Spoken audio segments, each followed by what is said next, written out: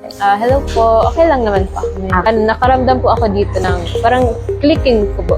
Yung paglalak ng jaw. So, sinabi ko po ito kay mami na parang naglalak po yung jaw ko, nag-click, and minsan po parang sumasakit yung likod ko. Meron din po akong shoulder pain noon dati. Tapos minsan nag-headache po yun siguro.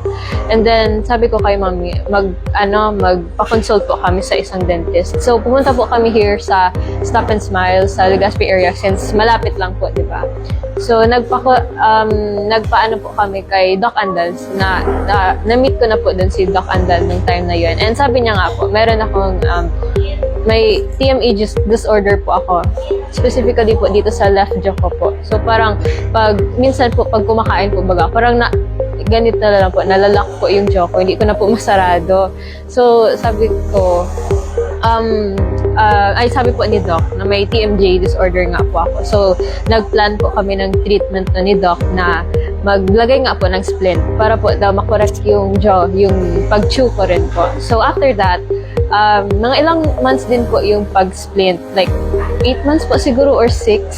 And then, after nun, naglagay na po si Doc ng braces. So, inuna po muna yung lower teeth.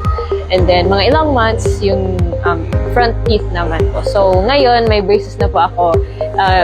Ilang years na nga po, parang magto 2 years na po ata yung braces ko ngayong 2023. So far, nung inalis na po yung splint ko, kasi hanggang ngayon po, wala na po akong masyado na-feel na back pain, shoulder pain, headaches. Most especially, hindi na po nagalak or yung clicking nga po ng jaw ngayon. So ngayon, hinihintay ko na lang po talaga maayos po yung ko po. Kasi meron pa po ako nakikitang dun pa po sa likod, medyo nahihirapan pa po ako. Pero ngayon po, yung sa TMJ na symptoms, wala naman po. Okay na po yun. Fortunately. Thank you po. Thank you rin po sa Stop and Smile and kay Doc Andal. Thank you po.